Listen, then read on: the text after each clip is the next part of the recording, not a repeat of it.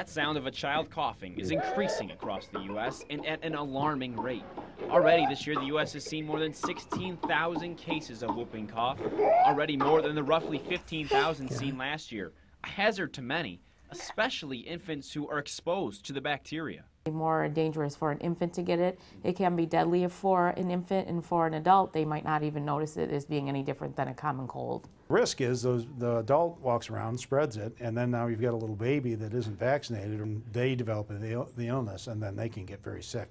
So now the onus is on the adults to get vaccinated for whooping cough so they don't pass it on to infants or other children, which can be more severe in many cases. The number of whooping cough cases locally did increase at the beginning of the year, but since then they've steadied, mainly because of the efforts of local health officials to make sure everyone is vaccinated, especially adults.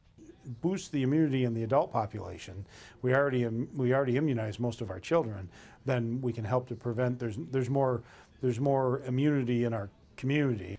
Even if an adult has been diagnosed with whooping cough, the process for getting better isn't that complicated either. It's very treatable. There's an antibiotic we can give for it, and after you're on the antibiotic for a few days, you get better and you can't pass it along anymore. Martin says the trick is to see a doctor if a cough persists over a long period of time.